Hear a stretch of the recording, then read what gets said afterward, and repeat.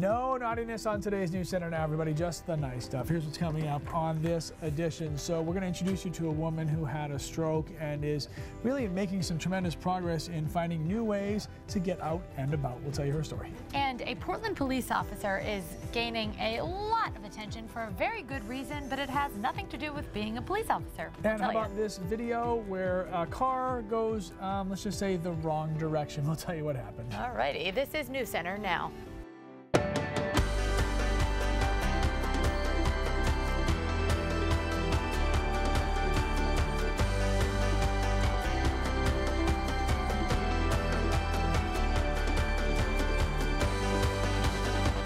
Hello, everybody. Thank you for joining us on News Center Now. I'm Lee Goldberg. There's some awful news off the top of our show.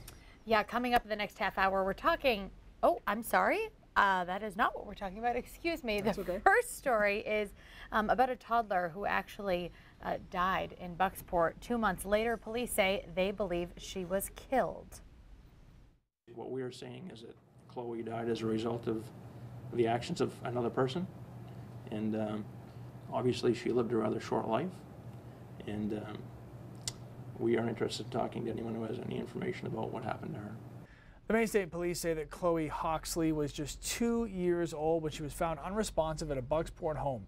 Police would not say what caused her death, but an officer from the Major Crimes Unit says Chloe's autopsy pointed to homicide. She died on October 18th. Now, police say they are looking into who may have had access to Chloe during that time and who her primary caregivers may have been. Also some tough news. We're slowly learning more about a shooting in Millinocket. Maine State Police say one woman and one man were assaulted inside a home last night, and both are expected to survive. They were taken to Millinocket Regional Hospital, and the building was placed on lockdown when they were admitted. A representative at the hospital told News Center the two victims were shot. The victims have been transferred to another hospital. More details on that are coming up on News Center at 5:30. And customers at Republic Jewelry and Collectibles got a scare today when a car came through one of the walls. Dan Cunliffe, the owner of the Auburn store, posted these pictures after an 85-year-old woman hit the gas instead of the brake and her car went into the side of the building. Nobody was hurt, just a little bit of a mess to clean up. Lee?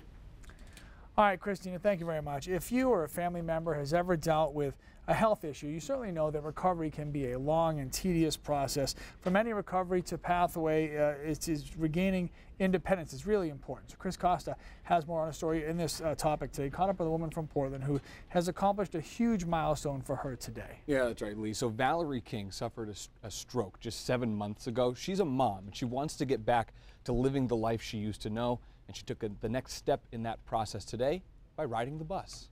It's new to me. I jumped in a car and went where I wanted before. This is Valerie King's first time riding the Greater Portland Metro bus. Okay, that wasn't too bad. It's her new lifeline. Driving is no longer an option. Little things are hard. Just everyday little things are hard. Valerie suffered a stroke to the right side of her brain. My daughter's going to drive before I do, probably. It's not an injury you can see. It's like starting over. I need to go. Reach to my hand. This one. It's like learning all the basic things again. Ooh, wants to. In addition to cognitive difficulties, her vision is impaired, making it even tougher to get around. Going to the bathroom. I couldn't go into the bathroom unsupervised because I couldn't get there. Straight knee. Her therapists say Valerie's recovery has been impressive and quick, hitting major milestones in her treatment in less than 7 months. Some patients never regain some of these functions. Everything from all of the disciplines of your therapy has been superb. You really, from a therapist standpoint, could not really hope for more in that regard. I was so dependent.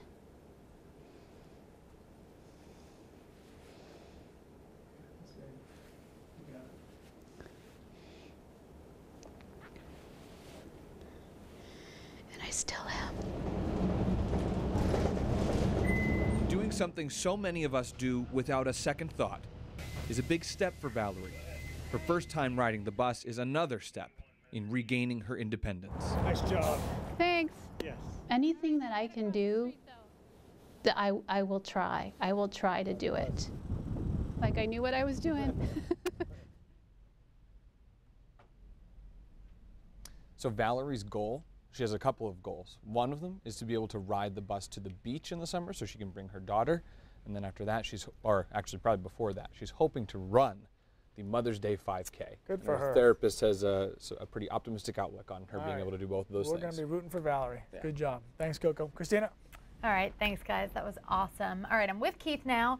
And Keith, I'm going to steal one of your terms. Okay. Our weather pattern looks unsettled for the next few days. It looks active. That's what I like to say. Oh, okay, active. Active is nerd code for you're about to have a bad time, for the most part. Great. But we'll start with the relatively quiet stuff. There's some snow showers that have been ongoing through much of today. It's almost completely orographic in nature. You can see where some of the terrain is driving these snow showers, and a couple of flurries getting to the 95 belt. Up across northern Maine, some light snow there too, just to the south of Presque Isle. It'll be relatively quiet tonight, but temperatures are going to drop quickly. We're in the mid-30s along the coastline, but I expect we'll get down to around 13 or 14 degrees. So we have to drop quickly, and that's what will happen. Everything that is kind of sloshed up the past few days will refreeze pretty hard tonight with temperatures in the single digits in the mountains. Tomorrow's a settled day. It's the last one, though, in a while, because through the sunshine on Thursday, we don't get that warm. Here comes our first storm system on Friday. This will be all snow Friday through Friday afternoon and into Friday night, and it could be a pretty good front-end thump of precipitation coming through there all the way into Saturday. After that, guys, it gets really messy, including what could be a relatively significant icing event on Saturday morning. We'll talk about that in a few minutes. Coal in his stocking. Yes, as always. All right, you might be used to seeing police officers around town or in everybody's favorite spot on the side of the highway when they pull you over. All too familiar. A Portland police officer is getting recognized for an entirely different reason: his beautiful voice. He's become an overnight internet sensation.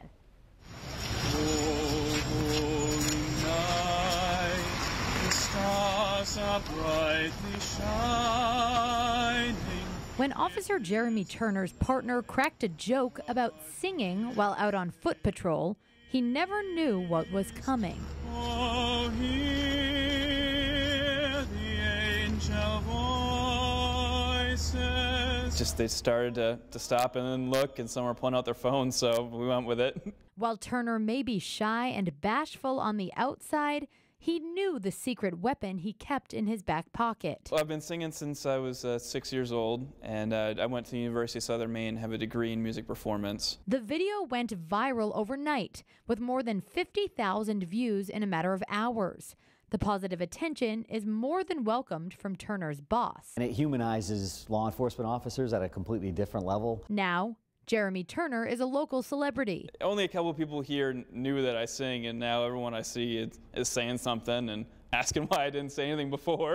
That shyness slowly fades once Turner starts singing. Oh, night, divine, oh, night. He never thought that musical passion would creep into his work. Being a police officer was something I'd always wanted, and I decided that's what I wanted to do, and I kind of thought, I'd find places to sing if I had the time. He's taking the attention in stride and considering new ways to bring music into his job as an officer. That's who Jeremy Turner is. I mean, that's the real deal. He's always smiling, he's always laughing. So some lucky officers had already heard Turner sing. He actually sang the national anthem at his graduation from the police academy a couple years ago. He says he's considering serenading some people at traffic stops. And lucky me, I even convinced him to sing a duet with me today. You can see our little performance on our Facebook pages. It was so good. Have you guys seen it? It was really good. I've watched it like 3 times. It was good. Thank you. You're so supportive. It was really good. All right, let's move on. If you think buying presents is stressful, try being on the other side of the counter. Tennyson tries working at LL Bean. He is brave. That comes up later on now. But first, have you been feeling a bit achy? We have some tips to get you up and moving. Live in studio with a chiropractor. As the weather gets colder, people hunker down for the winter. So we were wondering, what do you have to do not just to stay in shape, but to kind of prevent yourself from getting injured when you're generally not going outside a lot? Here to answer that question and so many more is Dr. Allison Coffin from Align with Wellness out of Yarmouth. Thanks for joining us. Thanks for having me. Okay, so winter comes, people are like, all right, see you in April, and they just kind of, they're in for the winter. Me included. So when you sit around, all the muscles that you would generally be using in the summer when you're out and active, you're not using. So what can you do so you don't hurt yourself? Okay, so the best thing to do, a lot of us sit in the winter, and so that shortens a muscle in the front of your hips, which will hurt your low back. So stand up, okay? That seems like a very easy thing to do, so stand up. And then you want to get some stretching in and then work on your posture. If you have a very good foundation before you go outside and shovel all that snow, you won't get hurt as easily because you'll have a better foundation. You think of like a house that has like a creaky foundation will collapse, and so if your body has a creaky foundation, it will also get injured quicker. And you talk about shoveling, and it's interesting because I remember always being taught, knees, not your back, knees, not your back. You must have a lot of people that come knocking on your door this time of year who're doing it the wrong way. Oh yeah, all the time. So good for business, bad for them. Bad for them. Yeah. And it's usually like the straw that broke the camel's back situation. You've been hurting it for a long period of time, and then you just shovel something wrong or something really heavy. So of course it's good to bend with your knees and not with your back. You never want to hinge from your waist. You always want to squat straight down, and that's the best way to prevent an injury from happening. Do you actually have an uptick in clients during this time of year? Do you notice? Yeah, I do. Yeah, so after you guys report a storm, there's always people that come in. They could be just old patients that, like, you know, feel great and then they decide to come back in after a big storm. But people get hurt all the time, and it's always icy. You know, people slip on the ice too. But it is something that people I don't think about is when you're just sitting around, after a few months, all those muscles that go unused, you can't let that happen because then you could really set yourself up for failure when the sun comes back out. Totally, yeah. So the great thing to do would be to get out of your house, start moving, walk around, and if you don't want to walk around outside because it's snowy, get to a gym, walk around at a mall. So is this everyone though? You know, are we talking young to old, or is this if you're older? Yeah. So you want to have a healthy spine and a healthy body from the time you're a brand new baby until you're 100 years old. So it's important to start young and be healthy and have those healthy habits when you're a kid, and then build up to it later. All right, Dr. Coffin's going to stay with us during the commercial break, so if you have any questions or comments for her, she'll talk to you guys on our Facebook side. Thank you so much. Facebook. Thanks for joining us. Thanks, guys. Still to come on Now, she's hard at work on her winter finals while in labor. Details after the break. And winter storms, one after another, after another. Aye, aye, aye. Keith will break it down for us coming up.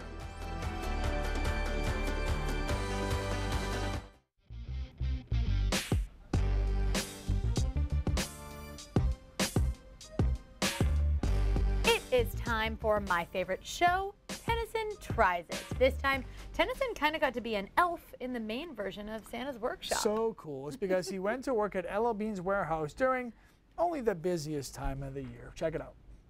What's going on, guys? It's Tennyson Coleman here on this edition of Tennyson Tries It, and I'm standing outside of the Order Fulfillment Center for L.L. Bean here in Freeport. And guess what? It's peak season for these guys right now. They're shipping so many packages to make sure that they end up at your doorstep. Sounds like they need a hand, and that's where your boy comes in. This company is known for its roots in Maine. Maine and L.L. Bean kind of go hand in hand. They sell a lot of bean boots and other winter clothes. And this time of year, the Order Fulfillment Center gets extremely busy. The holiday season is certainly an animal of itself. We shipped about 5.5 million units between Thanksgiving and Christmas this year. Yeah. Wayne Steele is L.L. Bean's Director of Fulfillment and Logistics. He's worked here for 16 years and has seen many changes, including a $30 million upgrade to this fulfillment center, which includes over 7 miles of conveyor. It houses nearly 2,400 employees during peak season. We're doing up to 300,000 units a day. If you think about that, that's greater than 200 items a minute.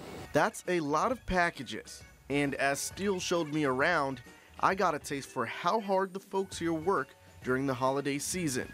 Deals with random case sizes. The process starts here. When people put in an order, the folks here have to grab the items from inventory and then place them in line. It's all intelligent, right? There's a specific location where that case has to go to.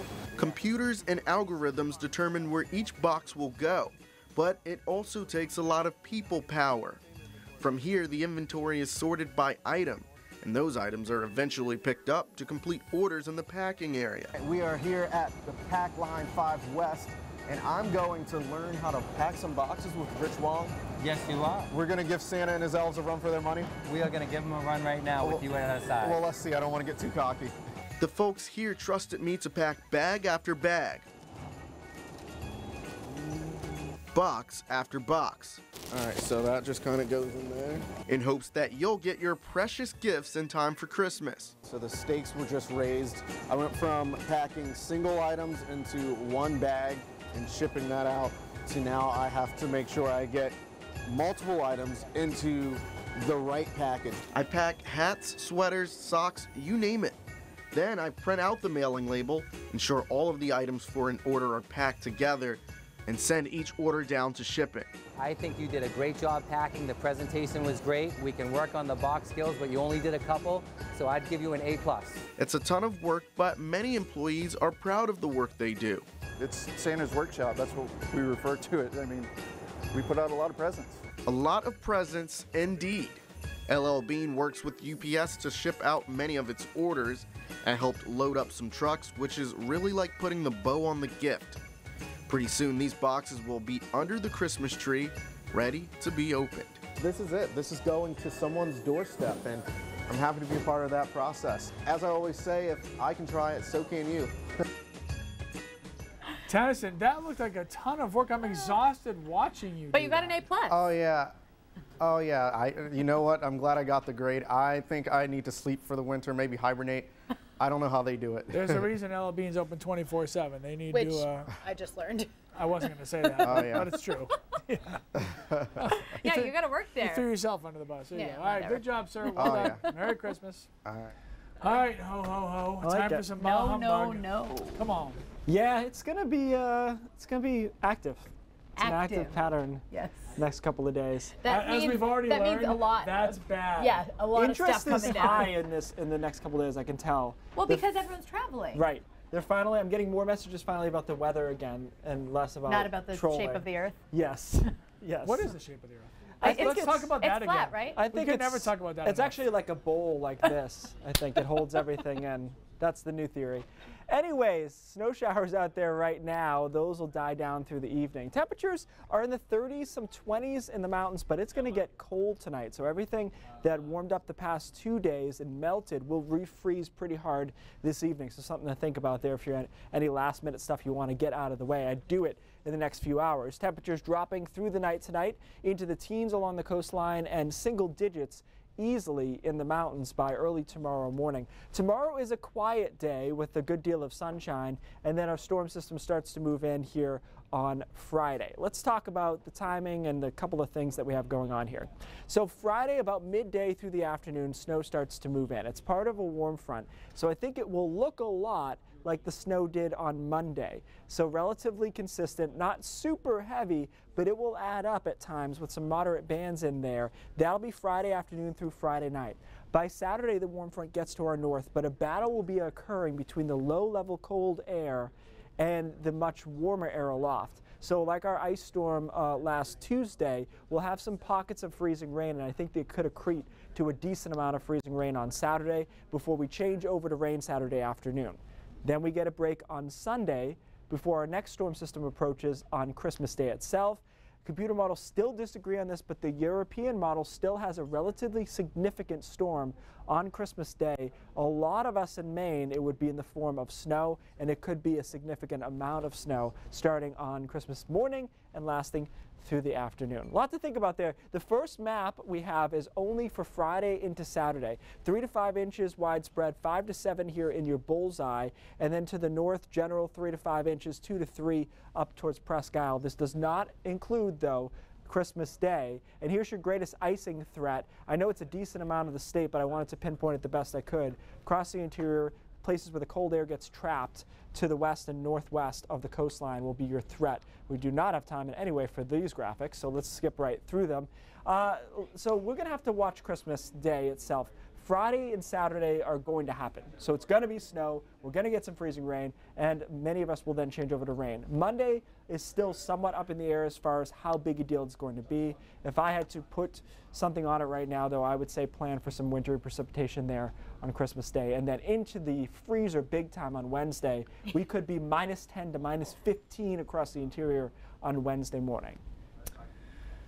Yay. So Into the freezer. There you go. It is going to be not subtle. And the first day of winter officially, by the way, tomorrow. Yeah, thanks for coming by. Okay. All right, Thanks for stopping by. Always good to see you. dismissed. Stay classy. So, in other news, more and more Maine parents will be welcoming their children home. We've got a few weeks off from college. But before they can go home to hang with mom and dad, they have to survive finals week. If you know someone who needs some motivation, send them this story. This is a soon-to-be mom who went into labor while she was working on a final project, and she just kept working. She says she didn't want to have anything left unfinished when her baby got here, so she just kept going on that schoolwork through labor. The Missouri mom says she now has a healthy baby boy and a 3.5 GPA. That's incredible. There you go. All right, Cindy Williams here now with what's coming up at 5:30. Hey, Cindy. Love that story. Thanks, guys. It's the season of giving, and one woman from Maine is really taking that to heart. She is giving away a piece of herself to a total stranger. We'll have that story.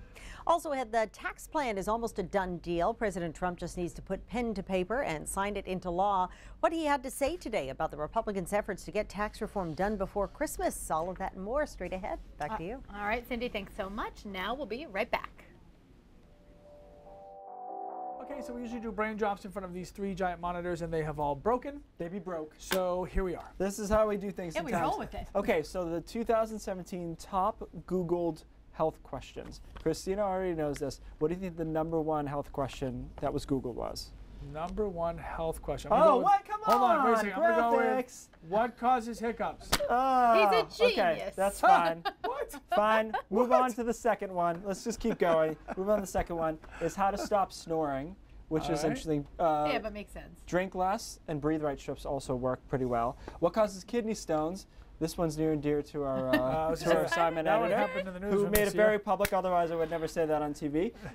4, why am I so tired? Because I have 6 kids, Lee. That was how long does the flu last? Since '98. Oh. How long does the flu last? That's a good one. What is normal blood pressure? But if we can skip ahead to the last one really quickly, what is lupus? And I thought that was a really interesting outlier. The reason for this is Selena Gomez announced she had it. I knew it. And that when that happened, all of a sudden the searches for that went up 250%. Right. So that was a big one. Also, unfortunately, 13 Reasons Why coincided with How Do I Commit Suicide? So interesting. I think we did a story on but this it wasn't before. on the top 10. No, but as far as other interesting trends of the year, that was one. Yeah, we did do a story on this before. Yep. No time for that, though, because we have to go to News Center at 5:30, which starts right now.